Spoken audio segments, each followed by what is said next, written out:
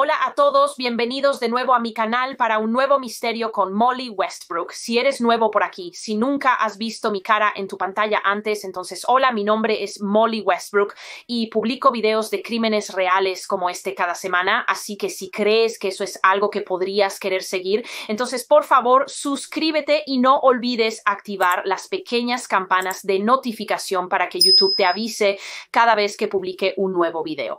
Esta semana vamos a hablar sobre un caso resuelto de Texas. Una noche tarde, en 1983, varias personas simplemente desaparecieron misteriosamente de un restaurante Kentucky Fried Chicken en Texas, dejando a las autoridades perplejas sobre lo que podría haberles sucedido. Sin embargo, no pasaría mucho tiempo antes de que lo descubrieran cuando se encontraron sus cuerpos y se determinó que habían sido asesinados de manera horrorosa, esencialmente al estilo de una ejecución. Pero lo que tomaría mucho tiempo, de hecho décadas, sería revelar la verdad sobre quién cometió estos asesinatos. La policía tuvo que esperar los avances en tecnología forense para finalmente identificar a los responsables de este horrendo crimen. Acompáñame mientras nos adentramos en el impactante caso de la masacre de Kentucky Fried Chicken en Kilgore. Pero antes de continuar, por favor, escucha atentamente lo siguiente. Este video contiene temas fuertes como violación y agresión sexual. Se requiere discreción. Se recomienda retroceder más de 4 décadas hasta el otoño para esta semana. De 1983 en Kilgore, que es una ciudad ubicada en los condados de Gregg y Ross en el estado de Texas en los Estados Unidos. Descrita como el tipo de área donde todos conocían a todos, Kilgore era una ciudad relativamente pequeña a principios de los 80, un lugar muy amigable y saludable para vivir. Realmente no el tipo de lugar donde esperarías que ocurriera un crimen tan horrendo como este. La fecha era el 23 de septiembre de 1983, era un viernes, por lo tanto el final de la semana laboral, y esa noche de viernes fue muy ajetreada en el restaurante Kentucky Fried Chicken en Kilgore, porque la escuela secundaria local estaba teniendo este gran partido de fútbol al que asistieron muchas personas. Y sí, naturalmente eso significaba que había muchos clientes entrando y saliendo del Kentucky Fried Chicken y trabajando esa noche, haciendo el turno de cierre con 3 empleados, Mary Tyler, Opie Hughes y Joey Johnson, así que hablemos un poco más sobre ellos, comenzando con Mary Tyler. Entonces, Mary Tyler era una mujer de 37 años, creo que era la gerente asistente del Kentucky Fried Chicken de Kilgore y era madre de 3 hijos. Tenía 3 hijos de una relación anterior, sin embargo, esa relación se rompió y fue madre soltera durante un tiempo, trabajando duro para mantener a sus hijos y a veces luchando para llegar a fin de mes. Hasta que finalmente conoció a un hombre llamado Billy Tyler, quien honestamente fue descrito como el amor de la vida de Mary y se casaron. Al igual que Mary, Billy también tenía hijos de un matrimonio previo. Él tenía 2 hijos, por lo que Mary se convirtió en la madrastra de sus hijos y con sus 5 hijos obviamente eran una familia de 7 y una familia de 7 realmente feliz también. Los hijos de Billy dijeron que Mary realmente era la mejor madrastra porque los mimaba y los amaba tanto como a sus propios hijos. Mary veía a los 5 hijos de Billy como si fueran suyos, siempre estaba tan orgullosa de ellos y simplemente los idolatraba. Esa noche, Opie Hughes, de 39 años y casada, también trabajaba en el restaurante. El nombre de su esposo era Jack Hughes y tenían 2 hijos juntos llamados Myra y Merle. Aunque habiendo dicho eso, una fuente que encontré decía que tenía 3 hijos, pero no pude encontrar el nombre del tercero. Se describía a Opie como una mujer de muy buen corazón y una esposa y madre devota, y lamentablemente eso era realmente todo lo que pude encontrar en línea sobre Opie. En cuanto a Joey Johnson, el tercer empleado en turno esa noche, tenía 20 años y era un estudiante de 2º año en la universidad y era un joven muy atlético, muy metido en los deportes, particularmente en las artes marciales. En la preparatoria fue presidente de la clase de último año y siempre tuvo una ética de trabajo muy fuerte. Era un joven muy decidido, cualidad que al parecer heredó de su padre. Su padre le enseñó a ser muy trabajador antes de que lamentablemente falleciera cuando Joey era joven. Después de una noche muy ocupada atendiendo a los clientes, Mary, Opie y Joey finalmente cerraron el restaurante Kentucky Fried Chicken por la noche. Pensé que cerraban cerca de las 10 de la noche y solo hacían su rutina habitual de cierre, ya sabes, limpiando la tienda, sacando la basura, preparando todo para el siguiente turno al día siguiente. Así que todo parecía normal, era solo un turno de cierre normal de un viernes por la noche. O al menos eso fue hasta las 10:45 de la noche, cuando uno de los hijos de Mary Tyler, Kimberly Tyler, de 17 años, llegó al restaurante Kentucky Fried Chicken para ver a su mamá Mary. De hecho, Kimberly también trabajaba en el mismo restaurante. Mary ayudó a su hija a conseguir un trabajo allí, y ella había estado trabajando esa noche. Pero Kimberly regresó más tarde, incluso después de que su turno había terminado, porque aparentemente iba a salir con su novio esa noche y quería preguntarle a su mamá Mary si podía prestarle un poco de dinero. Así que fue al restaurante después de que había cerrado, esperando que su mamá y los otros empleados estuvieran allí limpiando. Sin embargo, cuando Kimberly llegó, la puerta principal del restaurante estaba cerrada con llave. Y cuando Kimberly miró a través de la ventana, extrañamente no pudo ver a nadie adentro. Así que caminó hacia la parte trasera de la tienda y descubrió que la puerta trasera estaba abierta. Y cuando entró, nuevamente descubrió que no había nadie allí. Pero Kimberly notó de inmediato que el restaurante no estaba como usualmente se dejaba al final de un turno. Estaba casi en desorden. Para empezar, notó en la cocina que había utensilios, ollas y sartenes y algo de harina esparcidos por el suelo. Un sombrero de empleado estaba simplemente descartado en el suelo y Kimberly también notó sangre. También había sangre en el suelo de la cocina. No era una gran cantidad de sangre, eran más bien manchas de sangre o puntos de sangre en un par de áreas diferentes, por lo que parecía que algo había sucedido, algún tipo de altercado, así que de inmediato Kimberly contactó a su padrastro, el esposo de Mary, Billy, para preguntar si su mamá estaba en casa, pero no estaba. Aún no había regresado del trabajo, y pronto Billy llegó al restaurante también porque se preocupó mucho por su esposa cuando Kimberly le contó sobre el estado en que se había dejado el restaurante, pensando que la sangre en el suelo podría haber sido el resultado de algún tipo de accidente. ¿Sabes? Tal vez Mary o uno de los otros empleados que trabajaban en el turno de cierre se habían cortado o algo así. Kimberly y Billy Tyler comenzaron de inmediato a contactar a los hospitales locales para preguntar si esa noche habían ingresado trabajadores de Kentucky Fried Chicken, pero no lo habían hecho. No había registro de ellos en ningún hospital. Y así, temiendo lo peor, Kimberly y Billy contactaron a la policía de Kilgore. Cuando la policía llegó a la escena, pronto establecieron quién estaba realmente trabajando en el restaurante esa noche durante el turno de cierre. Obviamente eran Mary Tyler, Opie Hughes y Joey Johnson, y lo sabían porque sus tarjetas de tiempo aún estaban allí, y aún no habían fichado, y también todos sus vehículos aún estaban allí estacionados fuera del restaurante, lo que por supuesto aumentó aún más las alarmas. El hecho de que los tres no estuvieran por ningún lado y sin embargo sus autos habían sido abandonados en el restaurante, ¿podría eso significar que Mary, Opie y Joey habían sido secuestrados por alguien y se los llevaron en su vehículo? Por supuesto, la policía observó la sangre en la escena. Notaron el hecho de que los utensilios, la harina y un sombrero estaban esparcidos por el suelo, lo que sugería quizás una lucha. Y además de eso, notaron que la caja registradora estaba completamente vacía.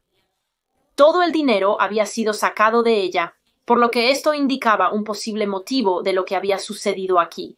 ¿Fue esto un robo o algo así?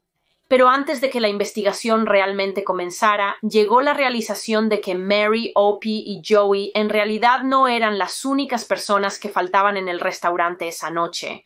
Literalmente, justo cuando la policía estaba comenzando con su investigación, fueron abordados por una joven llamada Lana Maxwell que informó a la policía que su esposo también estaba desaparecido. Su esposo era un hombre llamado David Maxwell. Tenía 20 años. También trabajaba en el Kentucky Fried Chicken de Kilgore, aunque no estaba trabajando esa noche, y era muy buen amigo de Joey Johnson. Habían ido a la escuela juntos y estaban en la misma fraternidad en la universidad, y David iba a ser padre. Su pareja, Lana, estaba embarazada de su primer hijo en el momento en que ocurrió este caso, por lo que era un momento muy emocionante en su vida. Y en la noche del 23 de septiembre, David Maxwell había dejado su casa y se dirigió a Kentucky Fried Chicken con otro amigo suyo, Monty Landers, de 19 años. Y la razón de esto fue porque aparentemente, según un libro que leí sobre este caso, David y Joey compartían una motocicleta y David sabía que Joey necesitaría la motocicleta cuando terminara de trabajar esa tarde. Él y Monty llevaron la moto al Kentucky Fried Chicken y esperaron allí a que Joey acabara su turno. Al parecer todos iban a reunirse más tarde. Por cierto, Monty Landers tenía 19 años y también era hermano de fraternidad de David y Joey. Se decía que era un joven de espíritu muy gentil que amaba la naturaleza. A él también le encantaba el karate y las artes marciales como a Joey y David. Amaba los autos deportivos y el rodeo. Su sueño era ser guardabosques, su carrera ideal. Y sí, como dije, Monty y David estaban en el restaurante esperando a Joey esa noche y ahora aquí estaba Lana, la esposa de David, diciéndole a la policía que David nunca llegó a casa. Aparentemente, 5 personas desaparecieron del restaurante. Mary Tyler, Opie Hughes, Joey Johnson, David Maxwell y Monty Landers. Así que la búsqueda de los 5 desaparecidos comenzó de inmediato. Se llamó a los Texas Rangers y las fuentes indican que los locales se ofrecieron voluntariamente para ayudar a unirse a la búsqueda también y estuvieron buscando toda la noche tratando de encontrar cualquier rastro de ellos o cualquier cosa que pudiera indicar a dónde podrían haber ido, pero no sería hasta la mañana siguiente cuando finalmente se descubriría su paradero, cuando un miembro del público se topó con una escena verdaderamente espantosa. En la mañana del 24 de septiembre de 1983, a unas 12 millas de distancia del restaurante, un hombre llamado Arthur Wallach, que era un trabajador de campo petrolero en el condado de Rust, estaba a punto de comenzar a trabajar por la mañana en uno de los campos donde trabajaba, cuando de repente vio a un par de personas tendidas en el suelo en el campo cerca de la carretera. Ahora Arthur asumió inicialmente que estas personas probablemente eran adolescentes y que estaban durmiendo. Posiblemente tuvieron una fiesta en el campo la noche anterior, bebieron alcohol y se quedaron dormidos. Así que comenzó a gritarles, diciéndoles que se levantaran y se fueran, pero ninguno de ellos se movió. Así que comenzó a acercarse más a ellos y fue entonces cuando se dio cuenta de que estas 4 personas, no estaban durmiendo, en realidad estaban muertas.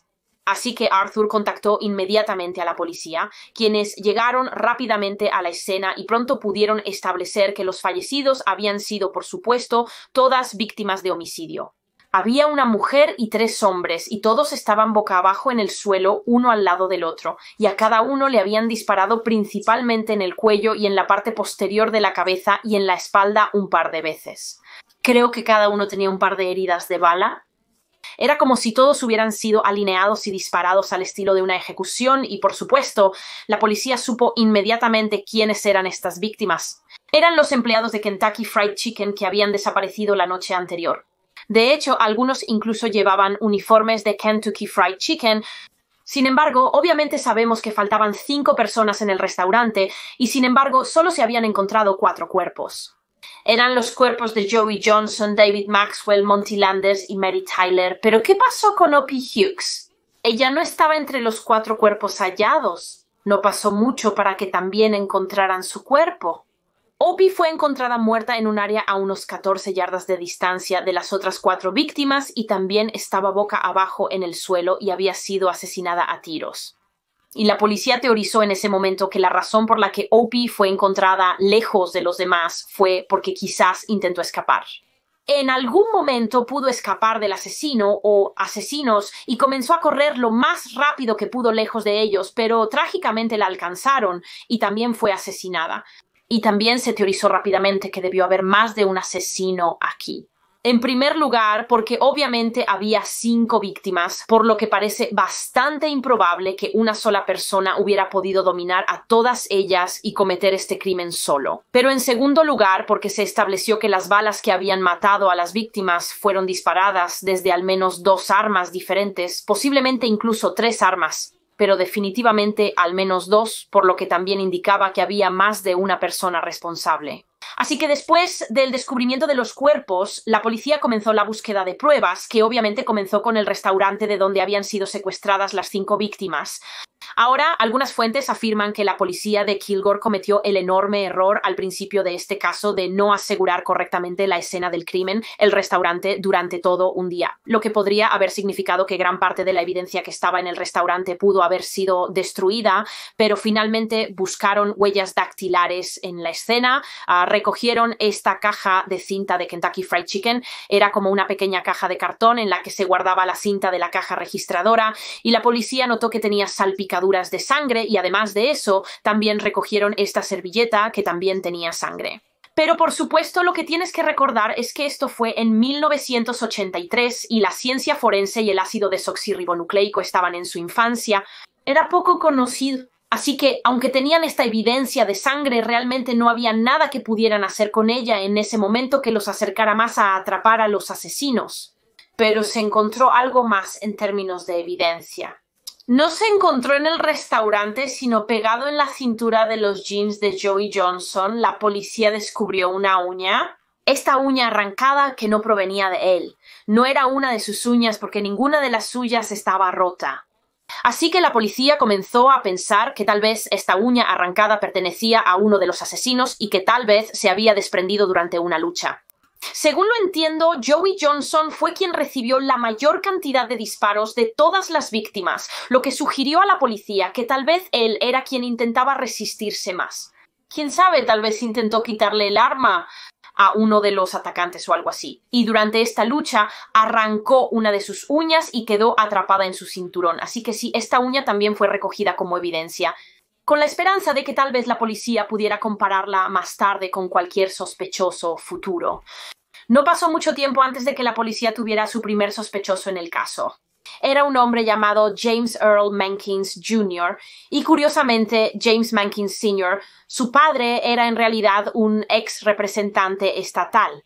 En este caso, padre e hijo no podrían ser más diferentes porque mientras que James Mankins Sr. era un individuo muy respetado con un muy buen trabajo de alto nivel, su hijo era, realmente lo opuesto. Era conocido por la policía. Había tenido problemas con la ley muchas veces antes. Creo que principalmente por delitos relacionados con drogas. Era un traficante de drogas y al parecer podía ser una persona bastante violenta o al menos iba por ahí amenazando con violencia. Las fuentes indican que a veces simplemente iba por ahí amenazando a la gente. Y según los informes, la policía realmente descubrió que después de la masacre de Kentucky Fried Chicken, como se conoció este caso en los medios, James Mankins Jr. en realidad había estado yendo por ahí y había estado diciendo cosas a la gente como «no te metas conmigo o terminarás como los 5 de Kentucky», casi como si insinuara que él era el asesino. La policía solicitó a James Mankins presentarse en la estación para ser entrevistado sobre los asesinatos. Esto fue en el 1 de octubre de 1983, aproximadamente una semana después del crimen. Los detectives preguntaron a James si tenía alguna participación en los asesinatos, a lo que él respondió que no, negó tener alguna parte en ellos. Sin embargo, fue durante su entrevista cuando la policía notó que en la mano derecha de James le faltaba la uña del dedo medio.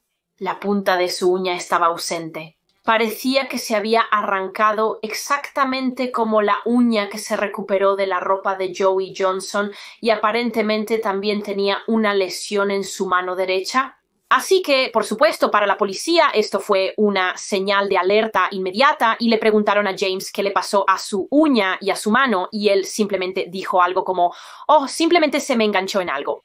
Con el consentimiento de James, la policía tomó algunas fotos de su uña, tomaron algunos recortes de ella, aparentemente incluso hicieron algo así como un molde o yeso de plástico de su dedo para compararlo con la uña arrancada encontrada en Joey. Así que mientras todo eso estaba sucediendo, mientras eso estaba en el laboratorio, la policía comenzó a investigar los movimientos de James el día en que se produjeron los asesinatos para establecer si tenía una coartada o no.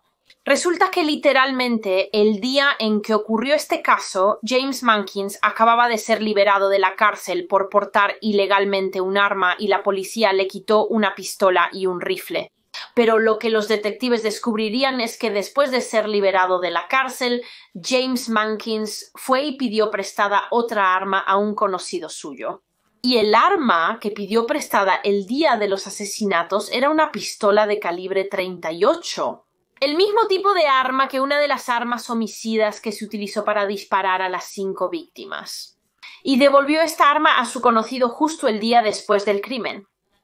Así que lo pidió prestado el día de los asesinatos y luego lo devolvió al día siguiente, por supuesto. Esto parecía muy sospechoso. El arma que pidió prestada fue recogida y fue examinada por un experto en balística. Sin embargo, no pudieron establecer si definitivamente era el arma que se había utilizado en los asesinatos. El experto básicamente dijo que podría haber sido el arma que se utilizó, pero también podría no haber sido, no lo sabían. Pero quiero decir que, a pesar de eso, para la policía era otra cosa que apuntaba a James Mankins como el asesino.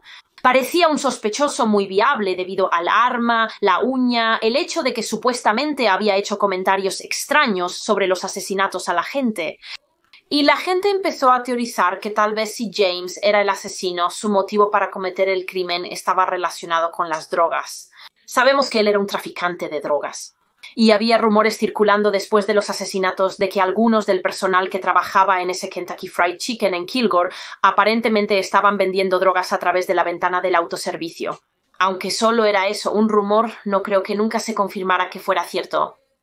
Había otro rumor circulando de que había una receta secreta de drogas para metanfetaminas escondida en algún lugar del restaurante y que James Mankins la quería. Así que tal vez fue al restaurante esa noche armado con una pistola con la intención de amenazar a los empleados para que se la dieran y cuando no lo hicieron o cuando no pudieron, decidió matarlos. Pero la teoría de las drogas no fue la única en torno al motivo en este caso. Una de las principales teorías era que esto fue un robo que salió mal.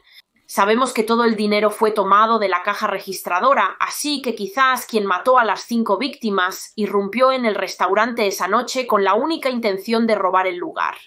Pero quizás entraron en pánico, tal vez las víctimas vieron las caras de los ladrones y por eso decidieron asesinarlos para que no pudieran identificarlos ante la policía más tarde. Y había un testigo que parecía poder respaldar esta teoría. Verás, una mujer se presentó a la policía afirmando que había estado en el restaurante Kentucky Fried Chicken antes en la noche del 23 de septiembre, por lo tanto, no mucho antes de que ocurrieran los asesinatos, y afirmó que mientras estaba allí, escuchó a una de las empleadas hablando con alguien por teléfono sobre cómo había aproximadamente $2,000 en la caja registradora, que aún debían ser llevados al banco. Ahora, algunas fuentes indican que la empleada que estaba al teléfono era Kimberly, la hija de Mary Tyler. Ella trabajaba en ese Kentucky Fried Chicken con su mamá y había estado trabajando la noche anterior. Por lo tanto, se afirma que estaba hablando con su mamá Mary por teléfono sobre el dinero en la caja registradora antes de que Mary llegara para su turno, porque obviamente Mary Tyler era la asistente de gerente y aparentemente hizo este comentario por teléfono mientras estaba justo al lado del mostrador de comida y el testigo le dijo a la policía que cerca del mostrador estaban estos 2 hombres. Vaya, algunas fuentes dicen que había 2 hombres, otras dicen 1, pero obviamente también habrían escuchado este comentario sobre que había $2,000 en la caja registradora, así que pensando que tal vez esos 2 hombres podrían haber tenido algo que ver con los asesinatos porque tal vez decidieron apuntar al restaurante después del cierre para robar el dinero. Ella contactó a la policía para dar este relato y describió a los detectives cómo se veían estos 2 hombres y fue como resultado de esta descripción cuando surgieron 2 nuevos sospechosos potenciales en el caso. 2 nombres que en realidad ya estaban en una lista de varios otros con los que la policía tenía la intención de hablar como parte de esta investigación son ahora Hartsfield y su primo Romeo Pinkerton. Estos hombres se convirtieron en interesantes en la investigación porque coincidían con la descripción de los hombres vistos en el restaurante. Habiendo escuchado esta llamada telefónica y porque ellos también eran conocidos por la policía, eran criminales conocidos. Y de hecho, en el momento en que todo esto estaba sucediendo, la policía estaba buscando a Darnell Hartsfield, era un hombre buscado y tenían una orden de arresto para él.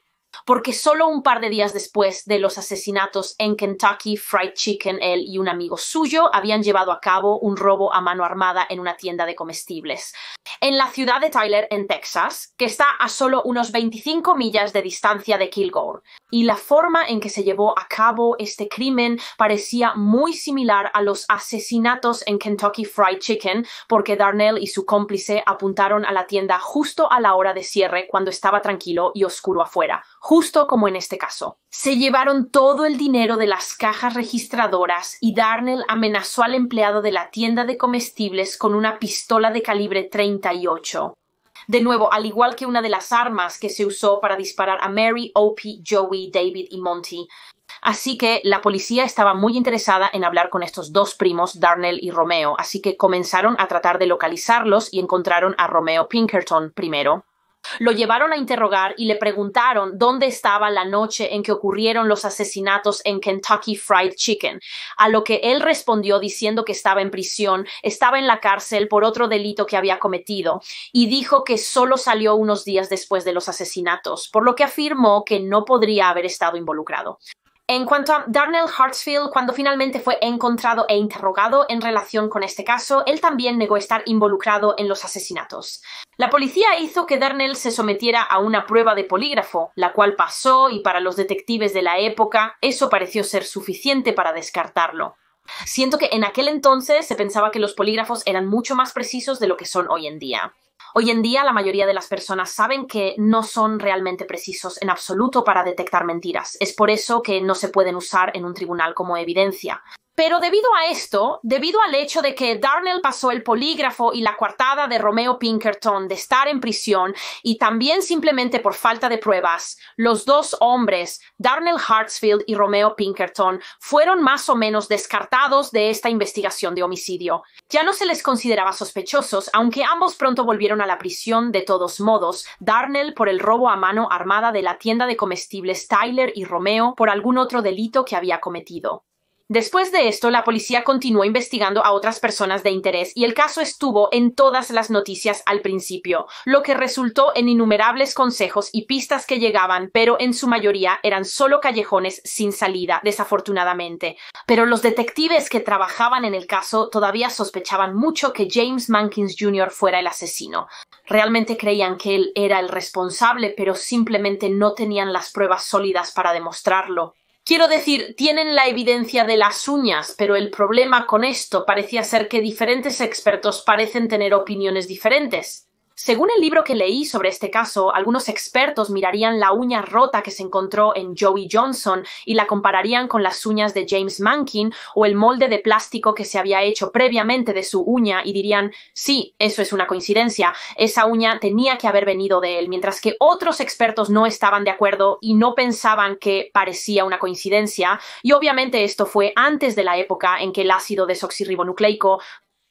La tecnología podría decirte si era una coincidencia definitiva, así que sí, aunque la policía realmente lo sospechaba, no había suficiente evidencia para poder acusarlo y llevarlo a juicio. Y lamentablemente con los años, el caso de la masacre de Kentucky Fried Chicken en Kilgore quedó sin resolver y se enfrió. Y no hubo justicia para las 5 víctimas que perdieron sus vidas esa noche de manera tan brutal, y no hubo cierre para sus familias. Con los años, las familias de las víctimas intentaron continuamente que se reabriera el caso y alrededor del 10º aniversario, es decir, en septiembre de 1993, fue retomado por el fiscal general de Texas, Dan Morales. Se esperaba que ahora, una década después, pudieran utilizar los últimos avances en ácido desoxirribonucleico y ciencia forense para finalmente resolver el caso, por lo que las pruebas de uñas fueron enviadas para su análisis. Fue enviado a este laboratorio en Dallas y los resultados mostraron que el ácido desoxirribonucleico de esta uña arrancada era consistente con James Mankins. Entonces no fue una coincidencia exacta, solo se etiquetó como consistente y parecía que para la policía esto era suficiente. Creían que ahora tenían suficiente para finalmente acusar a James Mankins de los 5 asesinatos de Kentucky Fried Chicken, y eso es exactamente lo que hicieron.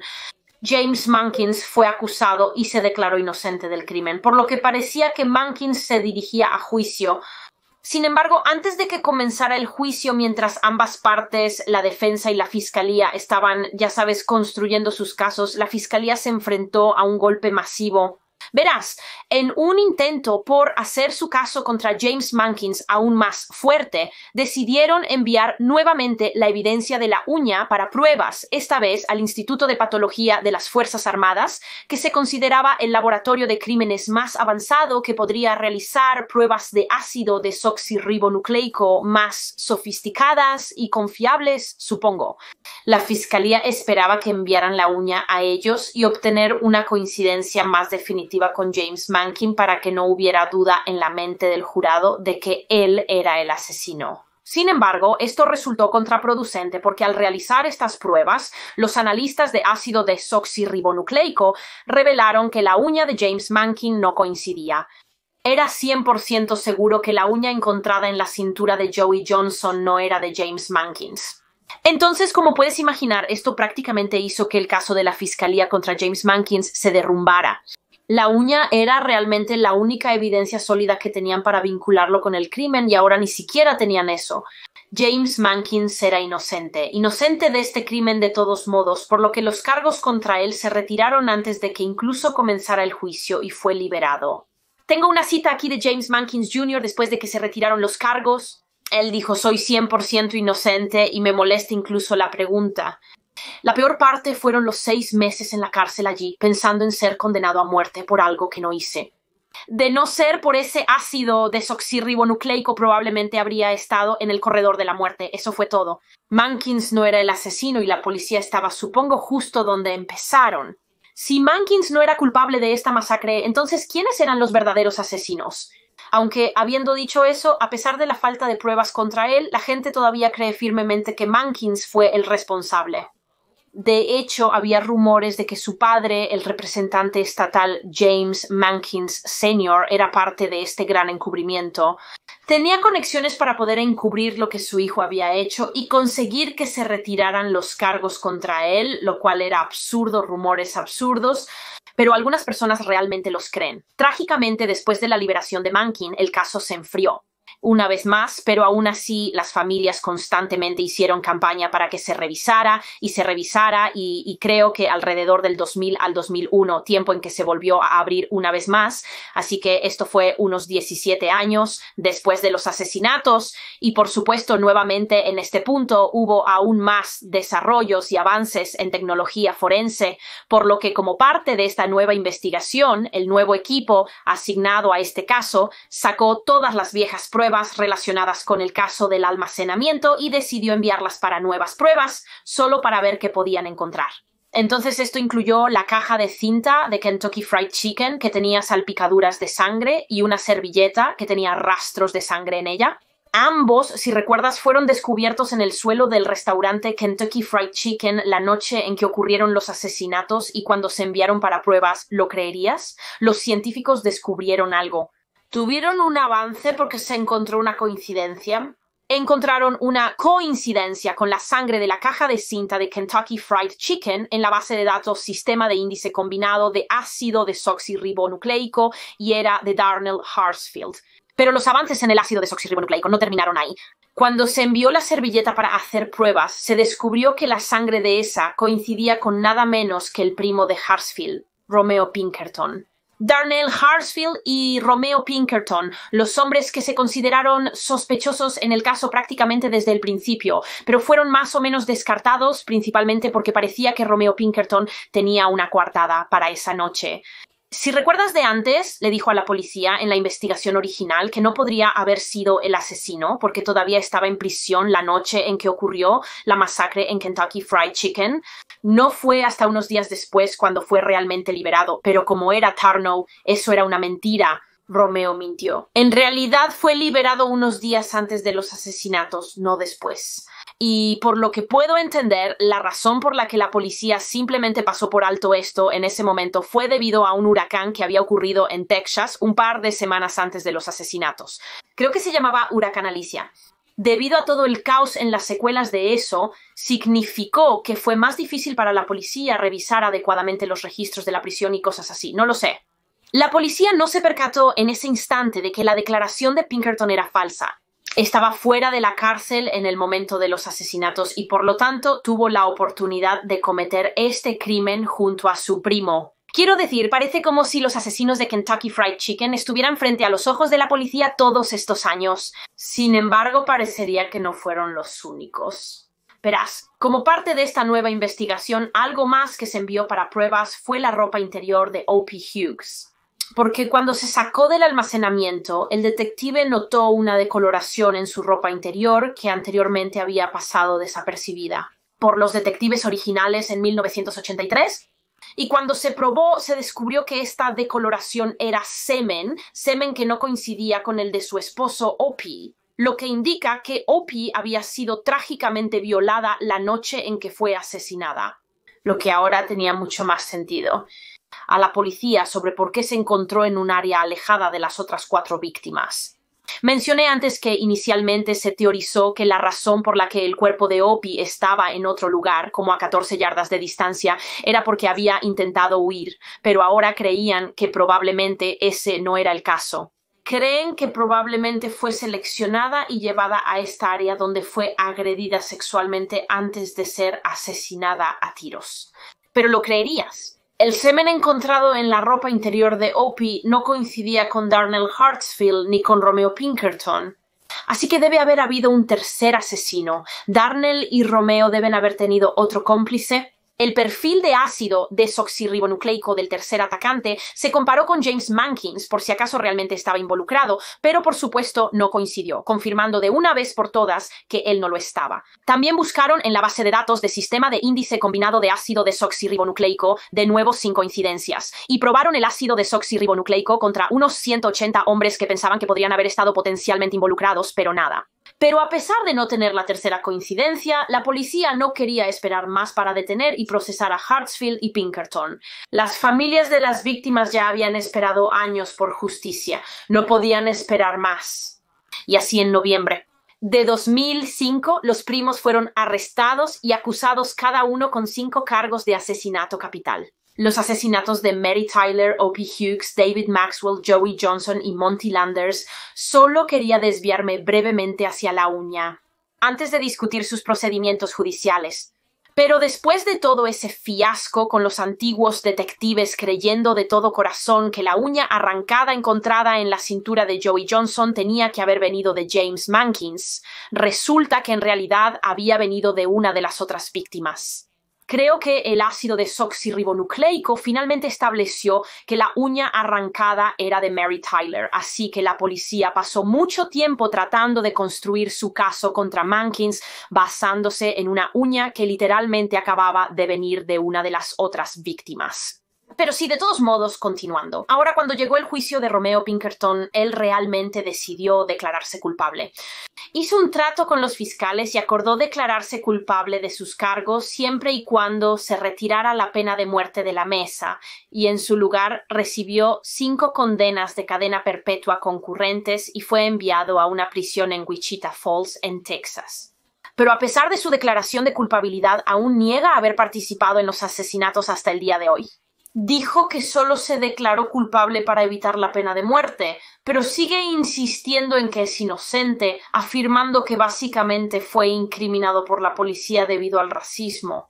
Afirmó que los policías racistas plantaron las pruebas, plantaron su ácido desoxirribonucleico en la servilleta, lo cual, quiero decir, parece bastante imposible porque sabemos que la servilleta ensangrentada fue recuperada del restaurante la noche en que ocurrieron los asesinatos en 1983, cuando, como dije, la tecnología del ácido desoxirribonucleico apenas existía.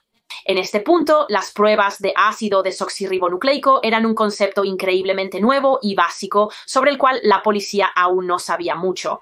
Entonces, ¿cómo podrían los oficiales haber sabido que de alguna manera plantar el ácido desoxirribonucleico de Pinkerton en esta servilleta lo incriminaría más tarde si realmente no sabían nada sobre el ácido desoxirribonucleico, si eso tiene sentido? No estoy realmente segura si lo expresé de la mejor manera, pero espero que entiendas a qué me refiero. En cuanto a Darnell Hartsfield, hizo lo contrario a su primo y se declaró inocente y fue a juicio en 2008 con la fiscalía presentando al jurado su versión teorizada de los eventos, lo que creían que sucedió hace todos esos años en la noche de la masacre de Kilgore, Kentucky Fried Chicken. Así que creían que en la noche del 23 de septiembre de 1983, Hartsfield y Pinkerton y posiblemente un tercer hombre estaban en el restaurante Kentucky Fried Chicken cuando escucharon esa llamada telefónica hecha por una de las empleadas sobre cómo había $2,000 en la caja registradora que necesitaban ser llevados al banco. Y tan pronto como escucharon esta llamada telefónica, decidieron llevar a cabo un robo, robar el lugar una vez que el restaurante había cerrado por la noche y robar todo este dinero. Así que más tarde esa noche, Hartsfield, Pinkerton y el tercer atacante regresaron después del horario de cierre mientras el personal estaba ordenando y limpiando. Y se piensa que confrontaron a Joey Johnson en la parte trasera del restaurante mientras él estaba sacando la bolsa de basura. Amenazaron a Joey con sus armas, lo obligaron a volver al interior de la tienda y procedieron a amenazar a las otras 4 personas allí, Mary, Opie, David y Monty. Robaron el dinero de la caja.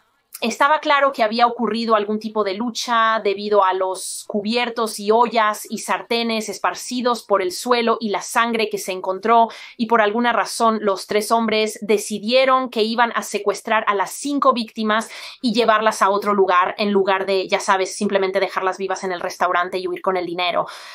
Quizás nuevamente entraron en pánico porque había 5 personas aquí que podrían darle a la policía una descripción de los ladrones y simplemente decidieron que no podían arriesgarse a eso. Iban a tener que matarlos, de lo contrario serían atrapados, así que transportaron a los 5 a ese campo de petróleo a unas 12 millas de distancia del restaurante y allí los alinearon y los ejecutaron. Y obviamente sabemos que Ofendida fue llevada y violada por el tercer atacante no identificado y también le dispararon. Cuando el juicio de Darnell Hartsfield llegó a su fin, el jurado anunció que lo habían encontrado culpable de los 5 cargos de asesinato capital y se le dieron 5 cadenas perpetuas consecutivas. Sin embargo, solo pasó unos 14 años en prisión por este crimen antes de morir. Según artículos en línea, Darnell Hartsfield murió de causas naturales mientras aún estaba en la cárcel en mayo de 2022. Al morir tenía aproximadamente 61 años. Su primo, Romeo Pinkerton, sigue en prisión hasta la fecha, protestando aún su inocencia. Y en cuanto al tercer perpetrador, nunca ha sido encontrado. El hombre que violó a Opie nunca ha sido llevado ante la justicia. A lo largo de los años, la familia de Opie Hughes ha suplicado literalmente a Pinkerton y Hartsfield que por favor revelen el nombre del tercer asesino, pero nunca lo han hecho y por lo tanto nunca ha sido aprehendido. Lo cual es simplemente terrible porque tomó tanto tiempo, unos 25 años, para poner a Hartsfield y Pinkerton tras las rejas por este crimen y, sin embargo, más de 4 décadas y media después, este caso solo está realmente medio resuelto. Si lo piensas, porque la policía nunca ha podido identificar al tercer asesino. Según un documental que vi sobre este caso, los investigadores todavía están tratando de encontrar al tercer asesino hasta el día de hoy. Todavía están tratando de encontrar una coincidencia con su perfil de ácido desoxirribonucleico, pero hasta abril de 2024 aún no ha sido aprehendido. Me pregunto si tal vez están intentando usar técnicas de ácido desoxirribonucleico familiar para reducir la búsqueda de él, para encontrar posibles parientes. Hemos visto cuán exitoso ha sido eso en otros casos sin resolver antes, ¿no? Esperemos que identifiquen al tercer asesino pronto, y si aún está vivo, será llevado ante la justicia. Y supongo que los mantendré informados sobre eso. Les haré saber si hay algún desarrollo adicional. Sí, eso es todo para este caso. Eso concluye el caso de la masacre de Kilgore Kentucky Fried Chicken, los asesinatos de Mary Tyler, Opie Hughes, Joey Johnson, David Maxwell y Monty Landers. Un caso frío que finalmente se resolvió gracias a los avances en tecnología de ácido desoxirribonucleico y forense. Diría que estos están entre mis casos favoritos para cubrir. Por favor, comparte tus pensamientos y opiniones sobre el caso en los comentarios. Me encantaría saber qué piensan y no duden en informarme sobre cualquier otro caso que les gustaría que cubriera en este canal. Pueden ser casos resueltos, sin resolver, de asesinos en serie, lo que sea. Pueden ponerlos en los comentarios o también tengo un formulario de solicitud de casos en la descripción. Gracias por ver, denle like y suscríbanse si aún no lo han hecho. Los veré la próxima semana para otro misterio con Molly. Adiós.